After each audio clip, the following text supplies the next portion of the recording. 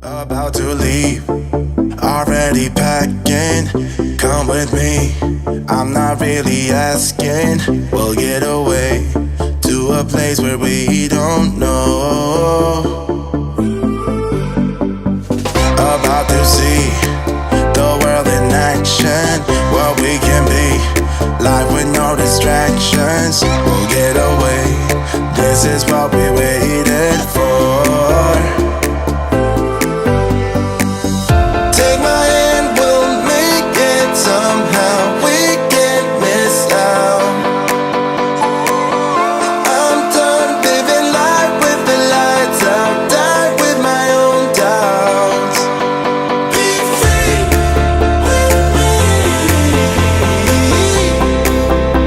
Let's go, let's be free with me.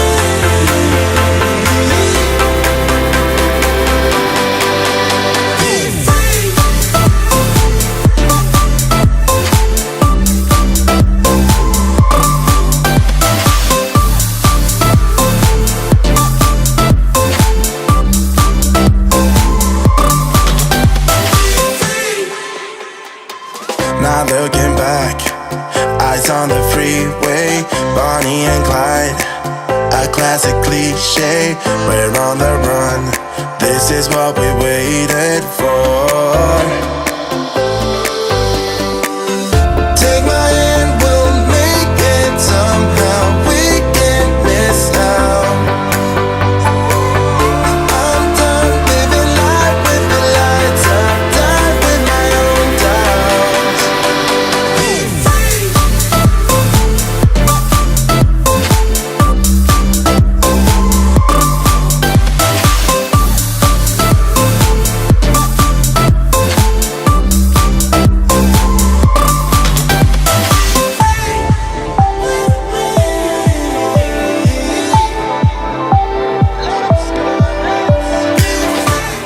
By a whole grade. I've improved. Improve. By a whole grade. By a whole grade. By a whole grade. My teacher isn't just Mr. Maddock. It's a whole teaching team made up of James, Mike and Marta. My classroom's all about doing and applying. My days standing at the front of the classroom with a PowerPoint are long gone. I master every concept by learning at my own pace. I spend 100% of my class time interacting and supporting individual students. I move on only when the moment is right for me, not the whole class. I know what each and every student is mastering and struggling on at every moment. I know exactly what I need to learn next, and I can go back and review material at any time. I spend my teaching time supporting and inspiring, not planning, delivering and marking. I can learn from anywhere at any time. I can switch off when school closes, knowing they are learning from the best. My teacher has my homework marked before I get to class. I set every piece of homework at the start of the year. I'm 2 weeks ahead of my expected progress. I can track everyone's progress with a swipe of a finger. I can track my own progress and set my own targets. I now have time to focus on developing the skills of every learner in my classroom. I know exactly what it means to explain, evaluate and analyse, and I'm not afraid of any exam. My lessons are now far more about the skills and the application, not just the content itself. I've completely remodeled what it means to be a teacher in my classroom.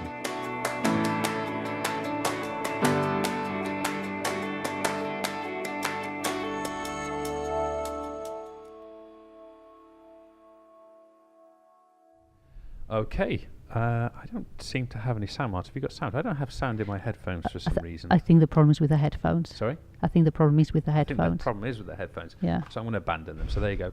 Good afternoon. My name's James. Nice to see you all. Thank you very, very much for joining us. This is the very final revision session that we have for PE, for A-Level PE. It's actually the 25th revision session that we have done, I think, in the last 40 days. So it's been an absolutely monstrous journey.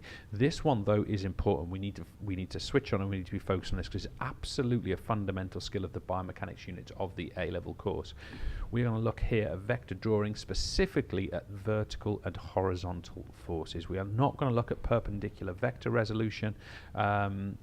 and we're not going to use we're not going to look at parallelogram resolution of vectors either. You need to look at that. If you're interested, go to the EverLearner.com. We cover that all there. Right, so the way this works, you need to please have the notes pages in front of you. If you haven't got those, they're just down there in the description. If you're in the classroom and you're taking this live, you've probably been given those notes already. Secondly, we would like you to subscribe to the YouTube channel, please. It's just there. Click that button. It's important. It allows us to do these things for free. Without that, we can't do it. So please, please do subscribe to the channel. It's important. It's very little for you. It makes a big difference for us. Finally, interacting with the show. Do please send us in your final hashtag revision break photos just between the little sections that we do today. Okay, we like to see those. It's nice to receive them. You have to have the permission of everybody in the photograph that you send out for us to actually display it, but nevertheless, please send those in. Finally, we have our interactive questions. I'm pretty sure you know where they are. If you don't, go to the everlearner.com and hit news. You can't really miss them. Marta, have I missed anything? I don't think so, no. That was all wrapped up in 1 minute. That was very comprehensive, Jez. That was comprehensive, wasn't it? Right, we've got I would predict here that the first section we're going to do is going to be a big chunk. So we should get cracking onto that, I think, pretty much straight away. Oh, I should say, guys, actually one thing I should say is you lot should have for this session, ideally, lots of these, lots of different coloured pens and pencils, ideally. I know in your exam you're going to write with one colour, but black specifically, but for this practice stuff it's useful to have different colours. So if you have the opportunity to do that, I would recommend you do that. You also need a ruler. You are going to be drawing straight lines and you are going to be measuring within this session as well, so make sure you've got a ruler to take this. Okay, ready? Yep. Oh, I'm staying on the same microphone, so just as it's the last show of the entire series, we decided to change something, and I'm staying on this microphone. See how it goes. To see what happens. Last session, in a bit of a change up, see how it goes. So let's see how the sound is for the canvassy bits. Okay. Okay, ready? Mm-hmm. Let's go. So vertical forces, folks, we've talked about them in numerous other circumstances so far, actually. I mean, if you think about it, especially if you did our show recently on fluid dynamics, we've already talked about these sort of principles as a basic construct, but I really want to get to like the depth of this and make sure we are hyper accurate with how we represent these. So, I mean, the key thing, I suppose, here is that we're going to talk about vertical, why didn't I pronounce my T there? Vertical forces in two main structures here. There are others, by the way, but we are going to talk particularly about the weight force, and we're going to illustrate that, and we're going to talk particularly about reaction force, okay? And specifically, we're going to tend to talk about GRF, which is ground reaction force.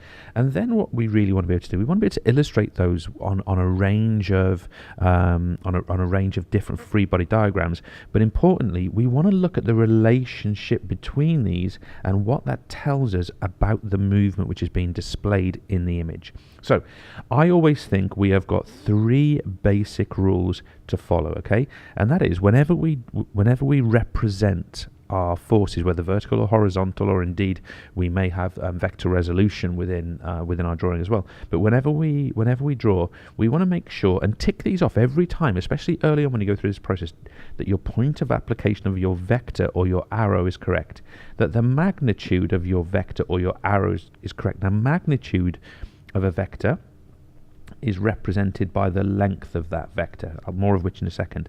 And finally, we want the direction of the vector to be correct. Okay, now you're going to hear me intrinsically talk about these 3 points as we start this process. So I'd encourage you, every time I sort of seem to do something or say something, bring it back to these 3 points, because this is ultimately the skill that you're looking to represent, other than the representative nature of the overall image. Finally, always include a direction of movement arrow. Every time we are illustrating vertical forces, we are looking to represent a direction of movement arrow. So let's go and have a look at our example number one. We have some speed skaters here. I have to say, speed skating is one of the sports I've never done in my life, so I may well show myself up here somewhat, but I think I have the basic understanding of it. And I also need here my toolbar. And my toolbar's up here, and we particularly want straight lines. We want to be able to draw straight lines. So let's go for this first of all. I first of all want to represent the weight force. I want to work on this performer here. We could the one at the back's basically the same, but I want to work on this performer here. I'm going to decide that weight force always originates from the center of mass. Okay, so I'm going to estimate that this performer's center of mass is approximately there. If in doubt, for a performer, the navel, the sort of belly button area, is an excellent point for the center of mass of a human being. Of course, you probably know, as the head leans forwards here and the arm is pushed out forwards and the front leg, you probably know it's kind of going that way a little bit, that center of mass, if you've studied the concept in more detail. But this is our representative point. Okay, if you were slightly to the right here, it wouldn't be a problem. Okay, so how do we now represent this weight force? Well, we want our straight line, and our weight force always acts downwards towards the center of the earth.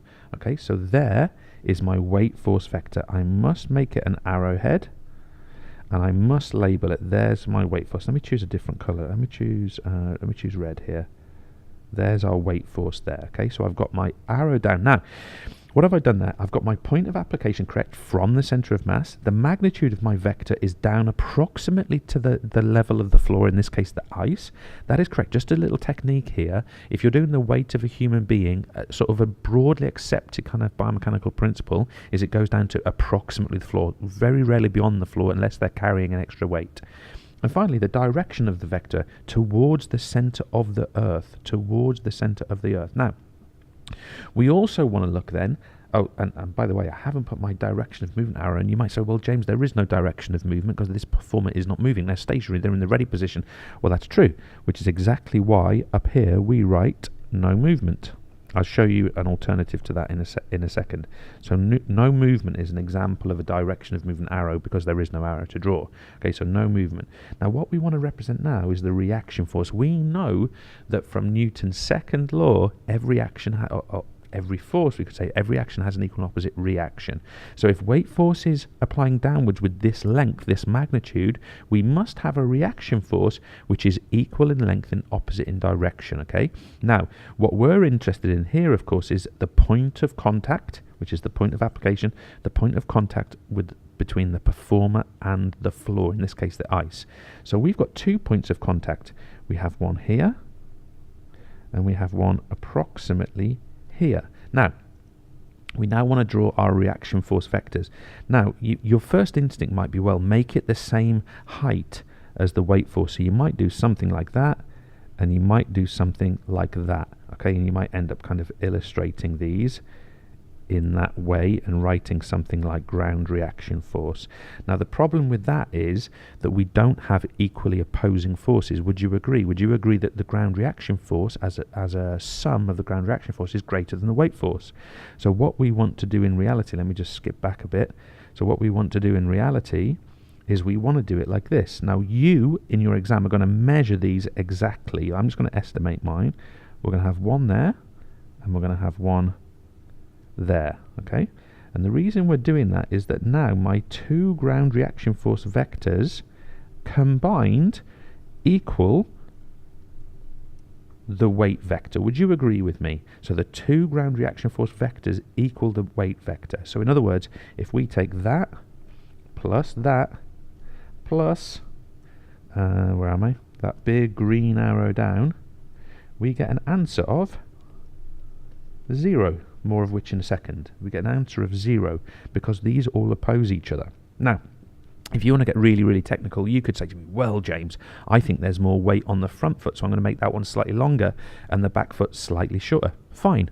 I have no problem with that as long as you have the logic in your mind and the total of the vectors equals this concept. No movement. Now, in this example then, we've got 2 upwards vectors, the ground reaction force, and 1 larger weight force vector, and that produces a situation of 0 net force. Well, why is that the case? And the reason that is because we can say ground reaction force equals weight. Would you agree? Ground reaction force equals weight, and because of that we call that 0 net force.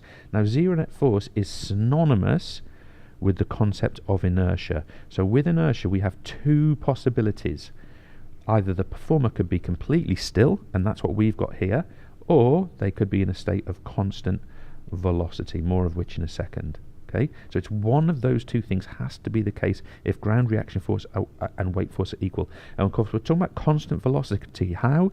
In the vertical direction. Okay, in the vertical direction. This performer is neither accelerating downwards nor upwards. Why? Because there's zero net force acting. So start to think about applying that principle to something like a tennis ready position, a person standing still. And now let's think about it when we don't have zero net force. In other words, we have a net force. Let's look at that example. So something I'd like you to do here, we have an illustration here of a performer skipping, and this is I'm going to tell you a little lie here, but we are going to make an assumption that her toes are still touching this wooden panelled floor, okay? I know in the image they've just left, but we're going to assume, we're going to imagine, we're going to believe that the toes are still touching the floor. It's actually really difficult to get really high quality images just as the toes leave the ground. So we've kind of, we're making that up a little bit at times, but just accept that for me. That's what we're trying to illustrate here. We tried all sorts of ways of bringing this floor up. Some of you may be better at Photoshop than us, and we'll be able to do that perhaps. Anyway, never mind. Let's get on with it. So what have we got here? Well, first of all, I'm going to decide that this person has a direction of movement in this direction. Their DOM is upwards. In other words, they've got upwards motion. So now it's my responsibility to illustrate that in relation to this drawing, this vector drawing. Now I can already go ahead. What were my colours? I had pink. I can already go ahead and say that GRF is going to be greater than weight, because of course in this circumstance here, for movement to be up, the ground reaction force, didn't mean to make that green, the ground reaction force must be greater than the weight force, okay? It must be greater. Just make sure you understand what greater than and less than and equal, what those symbols mean. So let's get on with it. So let's put our weight force in first of all. Let me get my straight line. Let's go for literally the belly button this time.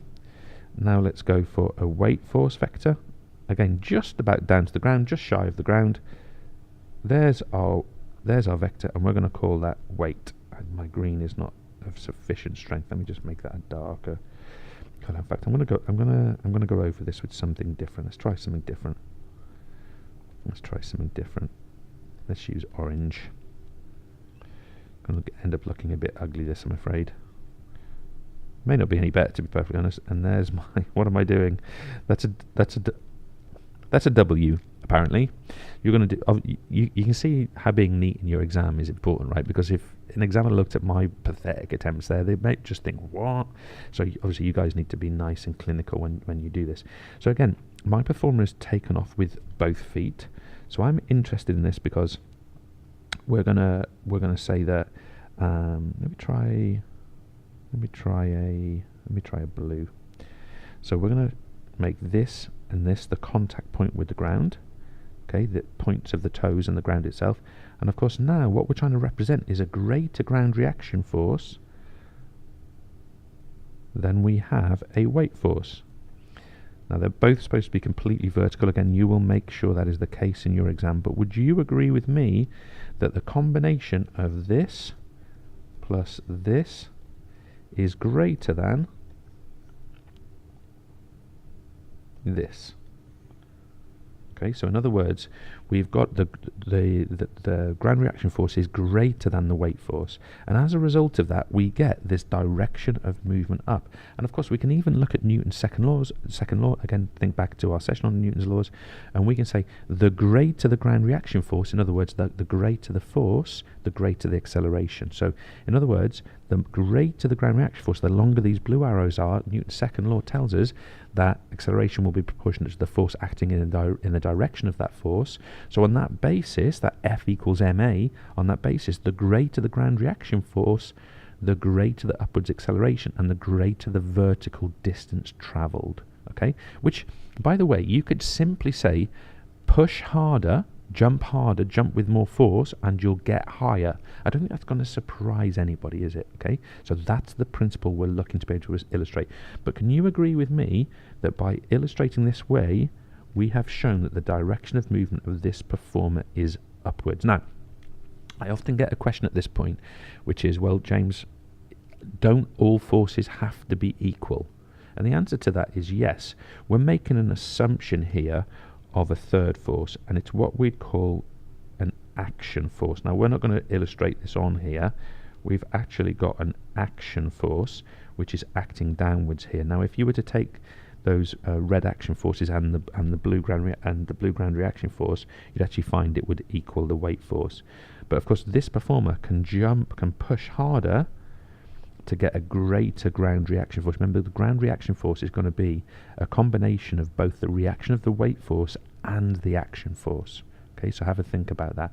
But just so you have it clear, generally speaking, we won't illustrate these action forces. We'll just show the greater ground reaction force and the great in comparison to the weight force. And again, sometimes students have asked me at this point, well, James, if all forces equal each other out, why does she accelerate upwards? And of course, what we're saying here, you've got to remember that this isn't just a wooden floor. This is the Earth. Okay, now obviously, this is the Earth here. The Earth is a heavy, high inertia planetary object. So if it collides, in this case, with the feet of a jumper, the Earth, which has huge inertia, is going to stay exactly where it is, and the performer, who's relatively light in this context, is going to accelerate away. Okay, if the Earth and the performer were the same weight, the same mass, they both accelerate away. But of course, the Earth is enormously heavy, and the performer is relatively light. So on that basis, she is the object that will move as a result of these changeable forces. Hope that's not too confusing. Let's have a look at a couple of examples. Right, what does your common sense tell you are the answers to these questions? Let's call this number 1, this number 2, this number 3, this number 4, and this number 5. What do you come up with answers to these? So a red downwards arrow like that, I guess it would be like a weight arrow, and a green ground reaction force arrow like that, what do they equal? What would you write here? And this is what I want you to write: 0 net force. They cancel each other out. This is going to be a state of inertia, or this is going to in the form of stillness or constant velocity. What are we going to have in this example? Well, a slightly bigger up arrow and a slightly smaller down arrow. We're going to end up with a small up arrow. Okay, that's going to be the product, or the sum of this equation. Let's have a look at this one. Smaller up green arrow, a bigger down red arrow. But of course, we're going to get a small down red arrow as an answer to that. In other words, the performer is going to be moving downwards. They're going to be sinking. I don't mean into the ground, but almost as it could be, for example, that the performer is just preparing to go into a jump. You know that thing where you sort of go down first and then you come up. What about this one? A long up green arrow plus something equals 0 net force. Well, the only answer to that can be a down arrow of equal and opposite direction to the red arrow. So that's going to work for us. And what about this one? 2 long red arrows plus 1 longish green arrow.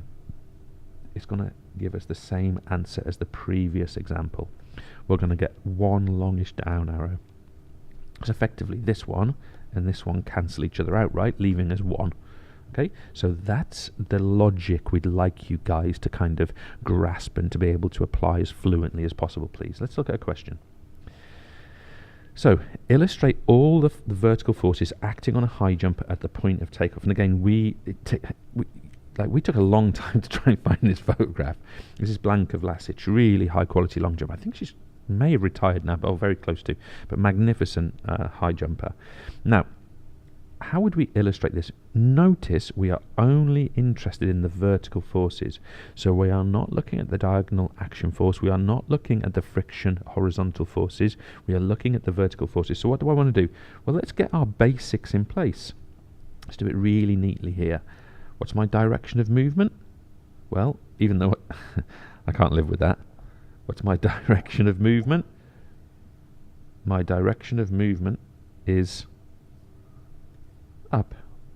Okay, so I've got direction of movement. You're going to be marked on your memory of including that in your illustration. So direction of movement up. By the way, in reality, you probably have to draw the jumper as well. Just be prepared for that. All right, you might want to practice that specifically. Now what I want to do is I want to put my weight force in. So my weight force is going to be from approximately the center of mass, and it's going to act downwards. Okay, so we've got our weight force approximately the same length as we've been doing all the way through. Okay, so there's a weight force. And of course, in this instance, high jump by definition is a one-footed takeoff, right? you have to take off one-footed in high jump, otherwise it's foul jump. So in this case, we need all of the reaction forces coming from one foot. So what we want to do is we want to illustrate the contact point, and let me change colour, that's not going to work. We need to illustrate the contact point between the foot and the floor. And of course, we're looking for a ground reaction force which is greater, okay? So we need a greater ground reaction force arrow. Okay, now what have we illustrated with the combination of our vertical forces? We've illustrated upwards movement. Okay, and the extent or the acceleration of that is going to be proportionate to the size of the force acting, Newton's second law. Okay, so there we go. We've got our marks. Now, how are they actually going to mark that? Well, you're probably going to get a mark for your direction of movement arrow. Okay, you're going to get a mark for the correct use of the ground reaction force arrow. You're going to get a mark for the correct application of the weight arrow, and then of course you're going to get a mark for the relative difference between the ground reaction force and the weight force, and that's going to give us our max. Now let's have a look at this. Making reference to Newton's second law. Oh my goodness, who's net one? Mike, are you listening to this? You put it in, and we didn't pick it up in the checks. Maybe we rushed that one. That's really embarrassing. Newton's second law. Okay. I can't live with that. Hang on. Newton's. It's owned by Newton's. Newton's second law. Describe. So we're saying what the characteristics are. Describe the motion that you have illustrated in the previous question. Now I've prepared this answer in advance. Okay. So I want to describe what I've drawn here. Okay, or at least the motion. The motion is characterized by. So again, I'm already describing upwards acceleration proportional to the ground reaction force and in the direction of that force. In other words, I'm taking Newton's second law, the acceleration of a body is proportional to the size of the force acting and in the direction of that force, and I get my marks by simply placing my example within it, and I get my max. Okay, now there is a bit more we could do here. We could say the greater the ground reaction force, the greater the acceleration. Okay, that would probably get us credit. Okay, and vertical distance traveled. The other thing you might want to add into here is you could simply say ground reaction force is greater than weight force. That's another point that you could add into this kind of answer. Okay, nice. So look, there's some key skills for you. They're actually nice and simple, but you have to be able to apply them consistently and, as we'll see in a moment, in more complex structures.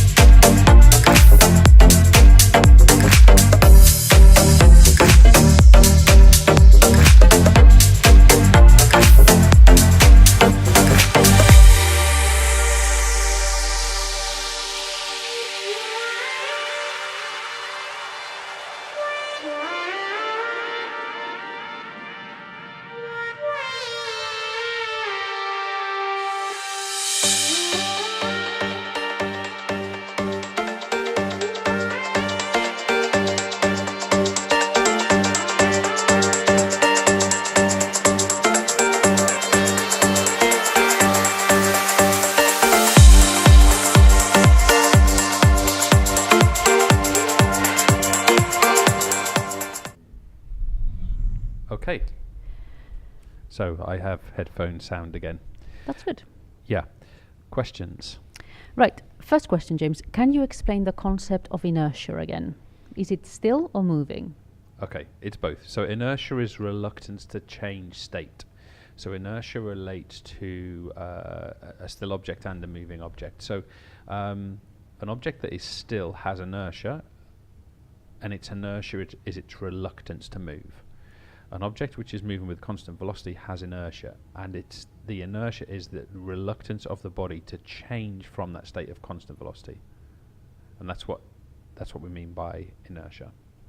Okay, so I suppose it's in fact it's always that tendency to change from that constant velocity, because I suppose if it's still, the constant velocity is 0 or whatever, there's no velocity. So inertia means balanced forces. And in this sense, inertia is the tendency for balanced forces to remain balanced. And of course, if you think that something is very heavy, for example, that tendency is going to be greater because it needs a greater force to change its state. So that's why something with a heavier mass is going to have a greater inertia, for example, whether it's moving or whether it's stationary. So good. And how do you know, when you draw vectors, how do you know where the vector should start from? Okay, in terms of where the vectors start from, it's representative. So if we think about things like the friction vectors and we think about ground reaction force vectors, the ground reaction force has to originate from the contact point between the foot and the floor, because that's where the ground reaction force is actually active, or where its application actually is. Something like weight force, weight obviously applies downwards towards the center of Earth from the entire body, so we illustrate it representatively from the center of mass, which is why we use that. Air resistance is the same. If we're moving, air resistance is applied to the whole of the body, or the frontal cross-sectional area of the body. Therefore, we apply it representatively from the center of mass, and that's why. And you must stick to those rules. It's really important you do that. They will be gaining and losing marks for you if you do that correctly or incorrectly. So make a point of that. That's why I put those three rules on there, including the application point. It's important. So the application, the magnitude, and the direction. You should you should sort of build customs around those things, like behaviors around those things, and that's sort of the skill of being the mechanist, the biomechanist in this context. And is there a standard length of vector arrow to represent a Newton? Not that I'm aware of. That may exist in some contexts, I don't know, but in our context it doesn't. Again, there's two key things here. You have to develop the custom. So for example, that weight force arrow of a human being is going to be approximately from the navel to the ground, give or take. The weight force arrow of a shuttlecock, for example, if we were doing the projectile motion drawings, that would be from the center of the cork to the edge of the cork, tiny little weight force vector. So you've got to become accustomed to these things. This is just sort of tendencies, behaviors that you need to develop. The other thing, of course, is you want to be able to show the relationship between vectors. So if your weight force vector is that long, because that's how big your illustration is, and your jumper is accelerating upwards, your ground reaction force has to be that long because of the relative magnitude of each of those vectors. So that, for me, is absolutely the key thing. You've got to get used to doing those things. Whether in some walks of life or in some applications, vectors have a specific length, I don't know. It's possible, but I'm not aware of it. I haven't done that before. But in this context, what matters is just the proportion between one and the other, isn't it? So if it's net force, for example, you must make sure that the sum of the arrows going down add up to the same as the arrow going up, or that the other way around. For zero net force. Exactly, for zero net force. Yeah, exactly. So it's that relative. It's that relative magnitude, which is really the key thing there. So that's what you guys should be thinking about with that one. Okay. All right. So I reckon we got about 20 minutes. Maybe slightly shorter. We'll see, with horizontal forces. And I think I am ready when you are. Okay, I'm ready. So let's go. Okay. Okay, good. So we're ready for this horizontal forces section. So, a couple of things. I want to firstly just address the same principle. Actually, before I do that, let me do what I did earlier on and say that for horizontal forces, they're actually... I'm not going to address water today, so I'm not going to address movement through water. The principles are very, very similar, but I'm going to address movement through the air only. So we're really interested in two horizontal forces today, and that is the notion of friction, and that is the notion of air resistance. Okay? Now just be aware that if we were applying these principles to something like a swimmer in water, we'd also be looking at thrust and drag. Just as with our weight and ground reaction force, we'd have weight and buoyancy. Just be aware of those principles, but I'm not going to get into the details of that today. Now, I want to remind you that the principle that we looked at earlier in terms of resolving vectors is basically exactly the same. So what would we get for this first example? One small red arrow plus another small red arrow is going to lead to a bigger red arrow in that to the right direction. Okay? What about this one here? Smaller red arrow, smaller green arrow. Well, what do we have here? We have zero net force. Look at this next example. Two smaller green arrows, one smaller red arrow. It's going to lead us with one smaller green arrow. If you're not sure about this, you need to clarify this point. This one here, one smaller red arrow equals, with a gap, one smaller green arrow. So that can only mean that this is what's in the gap, okay? Scrawlily drawn by me, obviously. And this last one, small red arrow plus something equals zero net force. Well, we already know what that one must be because we've basically got it up here at the top. And of course it has to be a smaller red arrow. Can I re-emphasize to you something I said before? If you were doing that for real, in fact, when you do that in your note, in fact, when you do that now, get your ruler out and measure it. I'm not joking. Get your ruler out and I want it to the millimeter or better perfect, please. That is the standard you should set yourself. Now, okay, I know I'm not representing that because I'm scrawlily doing it here. I actually do have a ruler up here, but I'm not very good at using it. And I just want to sort of move on and get across. But when you do this, you are going to measure it. Okay, please do that. So you need a ruler with you in the exam, of course, as well. Now, let's move on here. What do we have? We have a runner here who appears to be something like the middle of a long distance race. Okay, could be the end, but I'm going to assume that this is the middle of a race. The first thing I want to do is I want to illustrate that is my direction of movement. Okay, that is my direction of movement, and just for the sake of argument, I just want to confirm I'm going to draw here constant velocity. Okay, constant velocity. So let's think about this. Let's do our basics first. We have a weight force. We know it acts downwards towards the center of the earth. There's our weight force. We have, and again we're going to assume the foot is right now in contact with the ground. We have, let me choose a colour you're going to be able to see, we have a ground reaction force for our vertical forces, which is equal and opposite in direction. That is meant to be exactly equal to the weight force. Why? Because this performer is neither accelerating upwards or downwards. Yes, I know some of you are going to say to me, well, she does kind of go up and down in a wave if you look at the head movement. That's actually quite true. But for the purposes of this illustration, she's going to be not accelerating upwards or downwards in this illustration. We now have zero net vertical force. Would you agree with me from the principles we looked at before?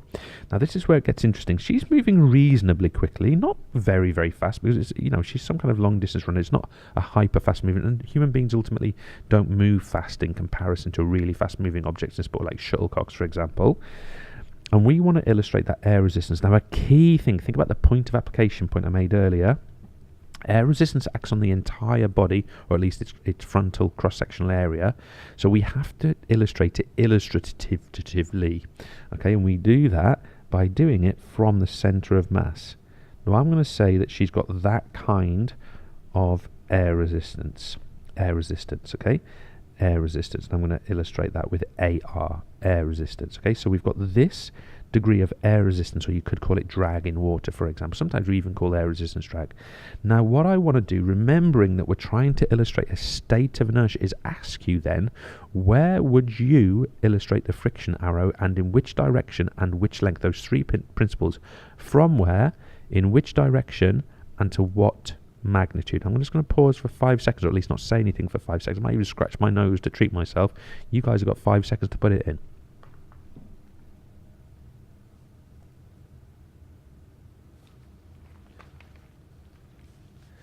I actually went to scratch my ear, took my headphones off, and they fell off. So I was a bit longer than 5 seconds. Never mind. So what did you come up with it as an answer? And can I just give a health warning? If you guys are on the AQA exam board, I'm going to just give you guys a bit more information in a second, because there is one other piece of information out there in the ether that suggests that AQA could present this slightly differently, and I'll cover that just in a second. So don't worry, I'm going to cover that as well. Okay.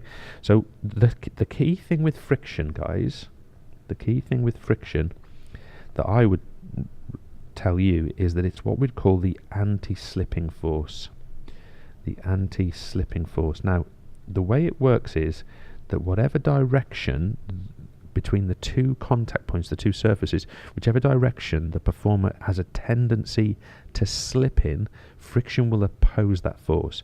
So at the moment, this performer, she is driving her foot backwards. You know, she's gripping that ground with the underneath of the sole of her trainer, and she's gripping the ground and pushing backwards. So her tendency to slip, at this point at least, is in that direction.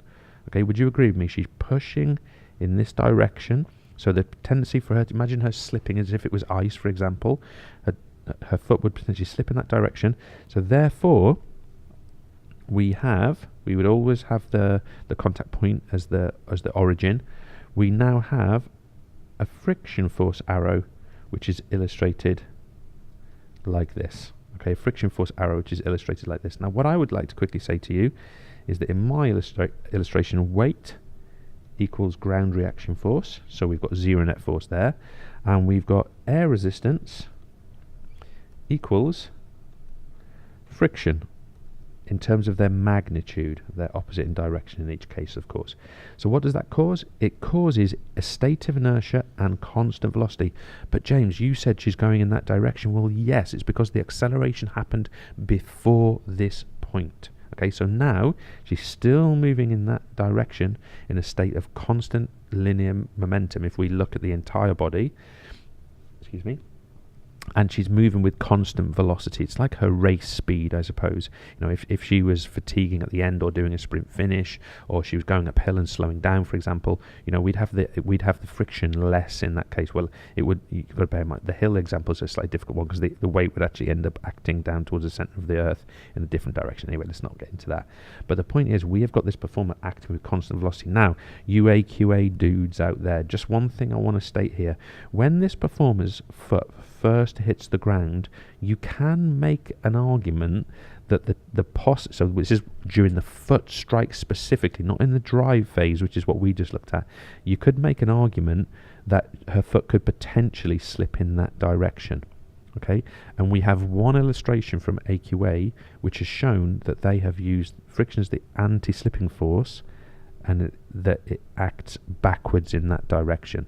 And I would just ask you to be aware of it. I'm aware of it. I'm pretty confident that this is the format that you would potentially be asked a question. Okay, but I'm just mentioning it. I've actually had AQA formally respond to this, and this is how they explain it. When the foot first strikes the ground, the tendency for slipping is forward, so the friction acts back. But once you're driving and pushing back with the foot, of course, the friction acts exactly as I've just illustrated it, forwards. So the skill I'd like you guys to really develop is to represent the overall movement with this combination of vectors, and I think we've done that quite neatly. Okay, we're going to assume that this guy is accelerating. All right, so again, we've got now direction of movement over there. I'm going to go through this one fast. Okay, in fact, I'm just going to sketch it. Direction of movement is over in that direction, and we are going to suggest that he is accelerating. All right, so that's what I want to say. Perhaps the questions ask me, illustrate all the forces acting on this performer in the first 20 meters of a 200 meters. Well, first 20 meters, they're accelerating, right? So ever so quick, I'm sketching. I'm not even doing straight lines. Look, I've got my weight force. I have my ground reaction force, which is opposite in direction but equal in magnitude. The green and the purple should be opposite and equal. Okay, he's accelerating, so it's early in the race. Well, perhaps his air resistance is only small. Okay, so there's his air resistance. It's only small because he's not going fast yet. Remember, we looked at factors affecting air resistance in our last session. But we have his friction is big. Okay, so what does that show us? It shows us acceleration in that direction. Why? Because friction is greater than air resistance. Are you guys happy with that? Does that make sense to you? Remember the key things: direction of movement. We've got all of our vectors being illustrated. We've got the relative magnitude of those vectors. We've got, and guys, can I just stress to you, please make your application points for each vector correct. If I do the weight force, and I don't know, I do it here, here's weight force, it's just wrong, because this point of application is wrong. Okay, if the friction comes from anywhere apart from the contact point between the floor and the foot, it's wrong. Or it might not be a foot, it could be the bottom of a ski, I suppose, something like that. If air resistance doesn't come from the centre of mass, it's wrong. Okay, get it right. And ground reaction force is exactly the same as I said with friction, but of course vertical. So this would illustrate someone accelerating. Now, I'm simply going to ask you, again, I'll just take 10 seconds. If you had exactly the same image, perhaps of a fatiguing performer, how would you show deceleration? Just think that through. If you're with other people, just quickly chat it through. I'm not going to demonstrate it. Just give you 10 seconds. How would you do that?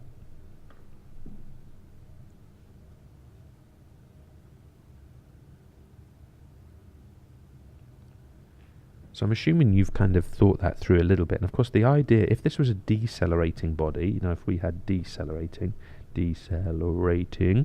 if we had decelerating, what we'd have to have is the air resistance would have to be greater than the friction. And this could be sort of, you know, at the end of a race or just after they cross the finish line or something like that, where effectively they stop kind of pushing along the ground so that the friction goes down, okay, and the air resistance, they're still travelling fast at this point, increases. Okay, so in this case, they would slow down in that way. You could make an argument for that sort of opposite friction arrow. They put the brakes on effectively. It's a nice way to think about it, actually. All right, let's do a question. So, Josh wants to compare his own performance with that of Usain Bolt. Not a good idea, in my opinion. Illustrate all the forces acting on Bolt in the final 10 meters of a 100-meter sprint. Now, this is really interesting. The final 10 meters of a 100-meter sprint. My question to you is, what state of motion do you think is happening there? But here are your choices. Do you think that Bolt is accelerating in the last 10 meters? Do you think he is at constant velocity in that last 10 meters? Or do you think that he is decelerating in that last 10 meters? And my point to you would be, no matter which one of those you chose, you should be able to correctly label this graph, this illustration, or vector illustrate this drawing. Now, for me, he's not going to be accelerating in the last 10 meters, so let's get rid of that. Our choice comes between constant velocity and decelerating. Now, Bolt is an elite sprinter, the elite sprinter, at least he was until last year. And he's doing 100 meters, not 200 or 400. So in my opinion, this is a constant velocity example. Okay. Now, if this was at the end of a 200 meters, I would probably put it as decelerating. If this was the end of a 400 meters, I'd definitely put it as decelerating. But I'm going to give him the benefit of the doubt. Now, I would hope that the exam board here and the examiners would give you credit for both of these as long as you correctly illustrated it and described it. I think I've got my answers in. Let me get rid of those. So let's have a quick go at it. So what have we got? We've got weight force acting down. There's our weight force. We've got ground reaction force acting up. So he's accelerating neither upwards or downwards. So there's my ground reaction. So 0 net vertical forces. There's my GRF. Now we've got his air resistance, which comes from here. He's a pretty fast guy, so I'm going to make this quite long. There's my air resistance. And I'm going to make his friction exactly opposite and exactly equal to that. So I'm going to go for friction from here. And I'm going to go for friction at the same length. You guys would measure, as I said before. So for me, that illustrates constant velocity. Now, what have I missed, folks? What's the crucial thing I've missed from my illustration? What is missing? And I hope you're telling me it's a direction of movement arrow. Okay, so that question, I think, is a really fascinating one. That's how we want to illustrate that. Again, I just make the same point for you AQA guys. Don't be shocked if you get given a drawing and you've got a friction back arrow, because what they're illustrating there is that as the foot strikes the floor, the initial potential for slipping is forwards, so therefore friction is backwards. I don't think they'll give you that, because I think they've realised that they've confused people, I hope. But just have an awareness of it. Okay. Let's move down.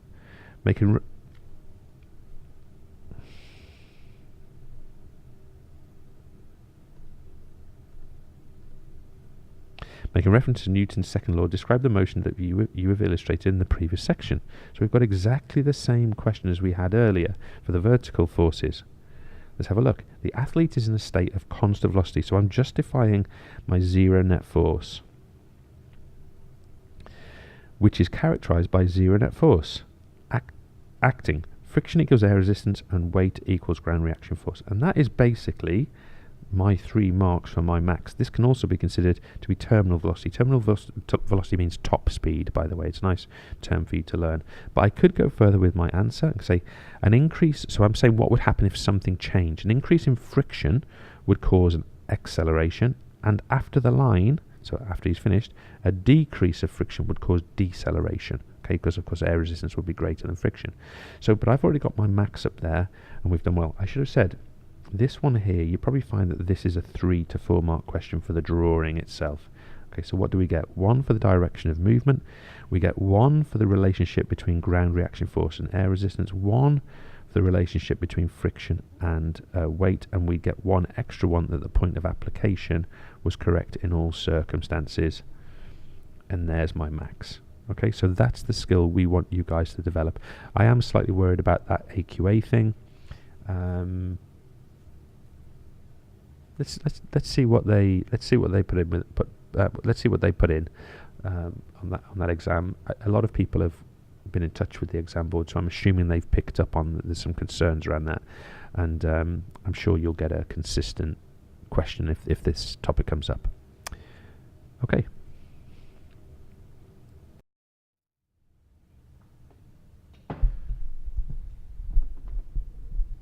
Okay. That's revision done. Well, it is for me, not for you lot. Yeah, so any questions? Yes, a couple of questions. James, can you quickly recap all the things that I would need to draw if I got one of these questions in the exam? The drawing. Okay, it does depend on the question. So I would categorize them a little bit.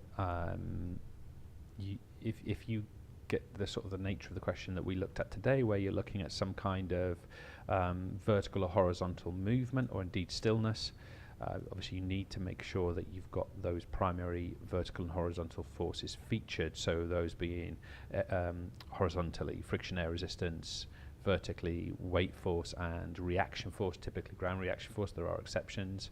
You also need to include your direction of movement arrow. That's really, really important. And you should describe what's happening in the image. Now, the image itself should give a description because of the relative magnitudes and directions of each of the different vectors. But generally speaking, there's going to be some description that's going to come along with one of these questions or a follow-up question. Now, you might also want to think about vector illustration on things like airflow diagrams. We looked at those in fluid dynamics yesterday. And you also need to think about the vector resolution for projectiles. Almost all of you need to potentially do that. So thinking about things like the shot, for example, in the shot put, you need to think obviously about the idea of having a long weight force, a little air resistance force because it's not traveling very fast, and then using your parallelogram rule to resolve those vectors. Okay, so you potentially couldn't. You may need to do one of those as well. Again, you would need direction of movement arrow. Direction of movement arrow is something that students do tend to forget to incorporate into their answers, so it should be absolutely clinical about that. You need to include it every single time. Or if it's stationary, no movement, as we showed earlier. Okay. And have you got any final tips as a conclusion to this series? Have you got any final James philosophy? Yes. Final tips for the exam. We've done a lot, obviously, and if you've covered the sessions that we've done, you're going to have got a lot of content and a lot of skill out of that, all being well. I mean, I don't want to sort of say something too base, but don't leave any of your knowledge in your own head. I mean, if you get asked a question on a topic, you want to get your knowledge down there. You want to represent that knowledge. So don't leave anything in your mind. There's always that technique around questions. We've looked, for example, if you're asked to identify 2 of something, then name 2 of something. But at the same time, generally speaking, in our answers, we don't want to have knowledge around something and leave it in there. We want to get it down on that paper. People will advise you different things about which questions to do first and second. For me, if you're still wondering about that, it means you haven't done enough practice at this point. So the way I personally, this is just my personal advice to students, is I encourage students to do the exam in the order in which it's set. It reduces confusion, it minimises the possibility of questions being missed out.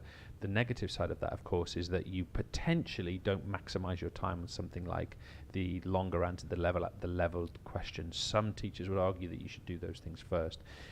You know, you've got two options there of which you want to do, but you know, my personal preference is to do things in the order that they're set, but that is by no means a rule. You can interpret that as you wish, and you know, in your practice attempts in the coming days, try both ways and see what works better.